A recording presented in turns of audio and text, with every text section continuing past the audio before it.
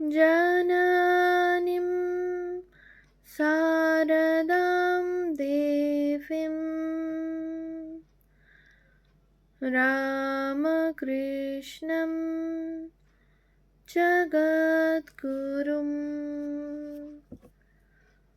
পাদপদ্মে ত্বয়োশ্রিত্বা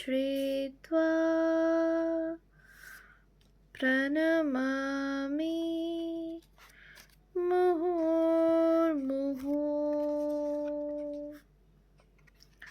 পূজনীয় স্বামী শিবপ্রদানন্দজির সম্পাদনায় রচিত শ্রীমা সারদা ও তাঁর বৈঠকখানা গ্রন্থ থেকে পাঠ, পৃষ্ঠা সংখ্যা 96, মাতৃ সমীপে।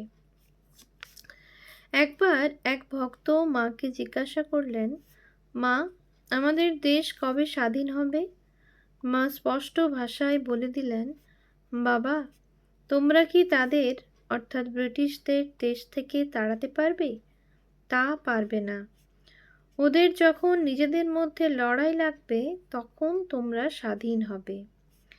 ইতিহাস প্রমাণ করে দিয়েছে বহুদিন আগে তিনি যা বলেছিলেন তাই সত্য হয়েছে। আমরা অবশ্য বলতে পারি আমরা স্বাধীনতার জন্যে সংগ্রাম করেছিলাম, তাই স্বাধীনতা পেয়েছি। কিন্তু আসল কথা এই যে দ্বিতীয় মহাযুদ্ধ যদি না হতো তাহলে আমাদের স্বাধীনতা পেতে আরও অনেক বছর লেগে যেত। স্বামীজিও বলতেন, এরা অর্থাৎ ব্রিটিশরা চোরের মতো পেছনের দরজা দিয়ে আমাদের দেশে ঢুকেছে, আর তারা এদেশ ছেড়ে যাবেও সেইভাবে। কোনো রক্তপাত ঘটবে না। রক্তপাতহীন এক বিপ্লবের ভিতর দিয়ে ভারত স্বাধীন হবে। আজ আমরা জানি আমাদের স্বাধীনতা লাভের সময় রক্তপাত হয়নি। বিনা রক্তপাতেই এক বিপ্লব ঘটে গেল। মাঝে মাঝে ভক্তেরা মাকে বলতো, মা, আমাদের কিছুই হচ্ছে না, ধ্যান জপ করি কিন্তু তাতেও কোনো আনন্দ পাই না। মা বলতেন, এ কথা অনেকেই এসে বলে আমাকে, কিন্তু তারা রোজ 10-15 হাজার জপ করুক দেখি, তখন কেমন আনন্দ না পায় দেখব। এইটি মা প্রায়ই বলতেন। মা আরও বলতেন, মুনি ঋষিরা ঈশ্বর লাভের জন্যে কত জন্ম কাটিয়েছেন তপস্যা করে, আর তোমরা ঈশ্বর লাভ করতে চাও কিছুই না করে ফাঁকি দিয়ে। বিনা চেষ্টাতেই কি তা সম্ভব? যা চাও তা পেতে গেলে উঠে পড়ে লাগতে হবে। সবাই আসে আর বলে, কৃপা কৃপা। কৃপা কি করবে? কৃপা গিয়ে ফিরে আসে। কৃপা যার কাছে এলো সে যদি প্রস্তুত না থাকে তাহলে কৃপা এসেও ফিরে যাবে। তবে মা সবাইকে উৎসাহ দিয়ে বলতেন, এ যুগে শ্রীরামকৃষ্ণ এসে ঈশ্বর লাভের পথ প্রশস্ত করে দিয়ে গেছেন। যে কেউ একটু উদ্যোগী হয়ে ঈশ্বর চিন্তা করবে সেই তাকে পেয়ে যাবে। মায়ের শেষ উপদেশ ছিল, কারো দোষ দেখো না। আর একটি কথা বলতেন, যখন তোমরা কোনো সমস্যায় পড়বে, যখন কোনো মানসিক অশান্তি আসবে, তখন মনে রাখবে তোমাদের একজন মা আছেন। বিপদ আপদ যাই আসুক আমরা যেন মাকে ডাকতে পারি, তাহলে মা আমাদের দেখবেন আর আমাদের ভয় ভাবনা সব দূরে চলে যাবে। মা আমাদের কৃপা করুন, এই তার কাছে আমার প্রার্থনা।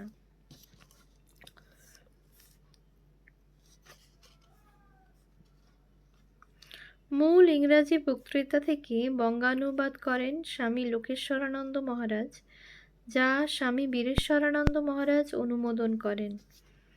বর্তমান রচনাটি শতরূপে সারদা গ্রন্থ থেকে সংকলিত করা হয়েছে। মাতৃপদাশ্রয় ব্রহ্মচারী অক্ষয় চৈতন্য। অন্তরে বাহিরে সমতা রক্ষা করিয়া লক্ষ্যপথে আগাইয়া যাওয়া যে কত কঠিন, বুদ্ধির বিকাশ হইতে আরম্ভ করিয়া বরাবরই তাহা অনুভব করিয়াছি। অবাঞ্ছিত পারিপার্শ্বিক ও অশুভ সংস্কার অসহায় অবস্থার সৃষ্টি করিয়াছে। দৈব শক্তির অলক্ষিত প্রভাব মহতী বিনষ্টি হইতে রক্ষাও করিয়াছে। 18 বৎসর বয়স পূর্ণ হইয়া আসিবা মাত্র সংগ্রামপূর্ণ জীবনের প্রতিক্রিয়াতেই সম্ভবত সাংঘাতিক ব্যাধি আক্রমণ করিল, সান্নিপাতিক জ্বর ও অতিসার। দেখিতে দেখিতে শরীর অস্থিচর্ম সার হইয়া গেল। একদিন পড়িয়া গিয়া মূর্ছিত হইলে মরিয়া গিয়াছে মনে করিয়া সকলে কান্নাকাটিও করিল। পরদিন সকালে ভিক্ষাজীবী ব্রাহ্মণ আসিয়া বলিলেন, তোমার ভয় নাই বাবা, তোমাকে এই অবস্থায় দেখে গেছিলাম। আমার মেয়েও শয্যাশায়ী ছিল। জানতে পেরেছিলাম 2 জনের একজন মারা যাবে। কাল আমার মেয়ে মারা গেছে। 1.5 মাস শয্যাশায়ী থাকিয়া লাঠিতে ভর দিয়া হাঁটিতে শিখি। ব্যাধি বন্ধুর কাজ করিল। মৃত্যু ভয় দেখা দিল ও জগৎগুরুর আশ্রয় লাভের জন্য মন ব্যাকুল হইল। আমাদের গ্রামের, বর্তমান বাংলাদেশের শ্রীহট্ট জেলার বদরমালা গ্রাম, যতীন্দ্র দত্ত শ্রী শ্রী সারদা মাতার কাছে মন্ত্রদীক্ষা পাইয়াছিলেন। তাহার কথা আমাদিগকে শুনাইয়াছিলেন। স্থির করিলাম মায়ের কৃপা প্রার্থী হইব। স্কুলের শিক্ষক অতুলচন্দ্র চৌধুরীকে সে কথা জানাইতেই তিনি কিছু টাকা পাঠাইলেন ও কলিকাতায় যাইয়া পটলডাঙ্গার এক মেসে যশোদা কুমার মোদকের কাছে থাকিবার ব্যবস্থা করিয়া দিলেন। অতুলবাবু ও যশোদাবাবু উভয়েই মায়ের কৃপাপ্রাপ্ত। বড়দিনের ছুটিতে কলিকাতা যাত্রা করি। হবিগঞ্জ হইতে কয়েক ব্যক্তি কলিকাতা যাইতেছিলেন। স্টিমারে তাহাদের একজনের সঙ্গে এইরূপ কথাবার্তা হয়, আপনি কলকাতা যাচ্ছেন কেন? দীক্ষা নিতে? এইরূপ তো ইচ্ছা। আপনার অনুমতিপত্র আছে? না। আপনার দীক্ষা হবে না, আমার হবে। এই দেখুন, মার কাছে দীক্ষা নেবার অনুমতি দিয়ে স্বামী ব্রহ্মানন্দ আমাকে পত্র লিখেছেন। ওই ভদ্রলোক অবিনাশ দেব ও আমরা 3 জন, শ্রীবাস দাস, মানগোবিন্দ চৌধুরী, আমি যশোদাবাবুর কাছে 4-5 দিন থাকি। শ্রী শ্রী মার কাছে আমাদের 3 জনেরই দীক্ষা হয়, ওই ভদ্রলোকের হয় নাই। মা তাহাকে দীক্ষা দিতে অমত করেন নাই। পাকচক্রে তিনি নিজেই দূরে সরিয়া গিয়াছিলেন। বাগবাজারে মায়ের বাড়িতে আমার দীক্ষা হয়। 14ই পৌষ 1325 সাল, রবিবার, কৃষ্ণা দ্বাদশী, 29শে ডিসেম্বর 1918। সেদিন সন্ধ্যায় আবার শ্রী শ্রী মার কাছে যাই। সকলের শেষে প্রণাম করিয়া মা খাটে বসিয়াছিলেন, পা ঝুলাইয়া, মুখে ঘুমটা। আমি নিজের মাথাটি তাহার শ্রীচরণে রাখি ও তিনি তাহার বাম পদাঙ্গুষ্ঠ মৃদুভাবে ঊর্ধ্বমুখে আমার কপালে সঞ্চালিত করেন। শ্রী শ্রী মাকে তাহার বাগবাজারের আবাসে 3 দিনে 4 বার দর্শন করি। পূজনীয় শরৎ মহারাজ স্বামী শারদানন্দ মহারাজ স্বামী ব্রহ্মানন্দ, মহাপুরুষ মহারাজ স্বামী শিবানন্দ, এই 3 জনকেও দর্শন করি মায়ের বাড়িতে বসু ভবনে, অর্থাৎ বলরাম মন্দিরে, বেলুর মঠে। মহারাজ আমাকে চাহিয়া দেখিয়াছিলেন। শ্রী গুরুর দর্শন স্পর্শনে যে শক্তি সঞ্চার হয়, তাহার ফলে 1 বৎসর মনের সাম্য ভাব নষ্ট হইতে পারে নাই। শরীরটিও পুনর্গঠিত হইয়া যায়। করিমগঞ্জের নিকট আকবরপুর কৃষি কোম্পানিতে গুরুভ্রাতা সুরেন্দ্র গুপ্তের কাছে মাঝে মাঝে গিয়া থাকিতাম। সুরেন্দা পরে মঠে সন্ন্যাসী হইয়া স্বামী সৎসঙ্গানন্দ নামে পরিচিত হন। আমার প্রতি তিনি আজীবন স্নেহপরায়ণ ছিলেন। অসুখ হইতে উঠিবার পর পূজনীয় হরি মহারাজকে স্বামী তুরীয়ানন্দকে পত্র লিখিয়াছিলাম। দীক্ষা লাভের কিছুদিন পরে পরে তাহাকে আরও 3খানা পত্র লিখি। 4খানি পত্রেরই বিস্তৃত উত্তর তিনি দিয়াছিলেন। জনৈক সাধু এই মূল্যবান পত্রগুলি লইয়া যান, নকল রাখিয়া ফিরাইয়া দিবেন বলিয়া, কিন্তু কথা রাখিতে পারেন নাই। অনেক বৎসর পরে দেখা গেল পত্রগুলি স্বামী তুরীয়ানন্দের পত্র গ্রন্থে ছাপা হইয়াছে। পত্রগুলিতে শ্রীমান রমেশ, প্রিয় রমেশ ও শ্রীমান রমেশচন্দ্র সম্বোধন আছে। হরি মহারাজের দ্বিতীয় পত্র। শ্রী শ্রী দুর্গা সহায়, কাশীধাম, 18/6/19। প্রিয় রমেশ, তোমার তারিখহীন পত্রখানি কয়েকদিন হইল হস্তগত হইয়াছে। উহা বাগবাজার হইতে এখানে পুনঃপ্রেরিত হইয়াছিল। তোমার শরীর ও মন পূর্বাপেক্ষা ভালো আছে জানিয়া অতিশয় আনন্দিত হইয়াছি।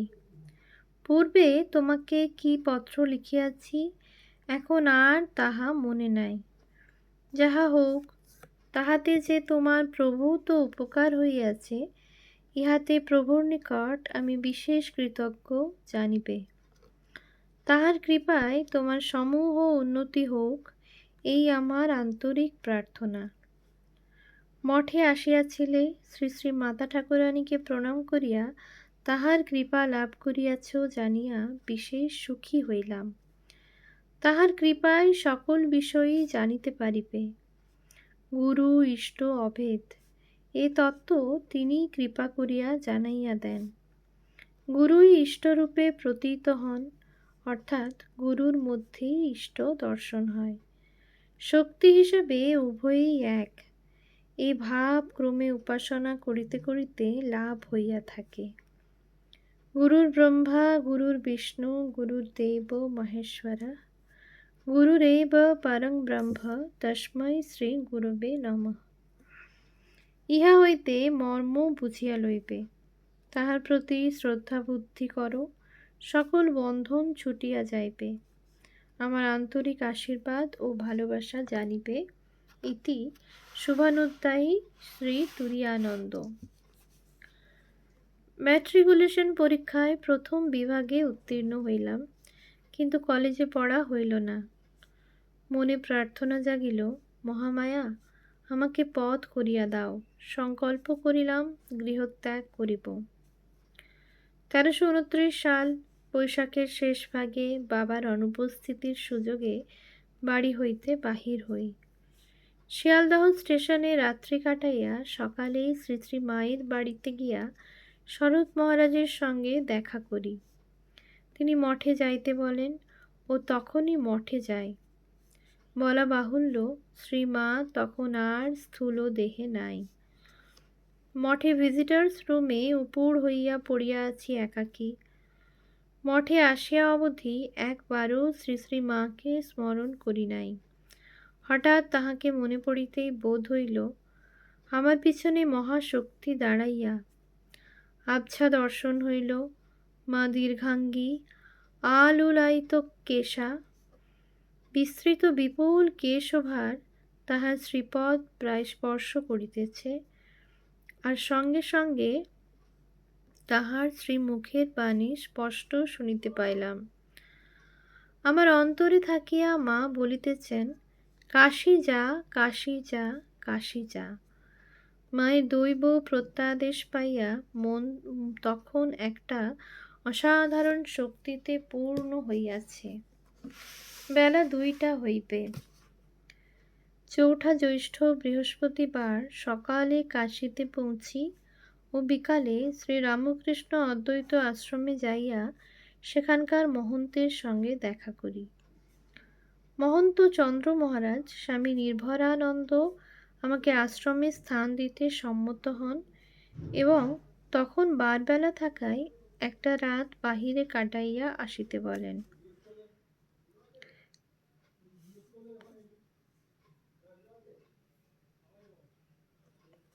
কাশীর শ্রী রামকৃষ্ণ অদ্বৈত আশ্রমে যোগদান 5ই জ্যৈষ্ঠ 1329 সাল, 19শে মে 1922 খ্রিস্টাব্দ। উপদা স্বামী যোগীশ্বরানন্দ সঙ্গে নিয়ে গঙ্গা স্নান এবং শ্রী শ্রী বিশ্বনাথ অন্নপূর্ণা দর্শন করাইলেন। মায়ের আদেশে কাশী আসা হইল এবং সঙ্ঘে যোগদানও হইল। ওম শান্তি শান্তি শান্তি। হরি ওম তৎসৎ। শ্রীরামকৃষ্ণার্পণমস্তু।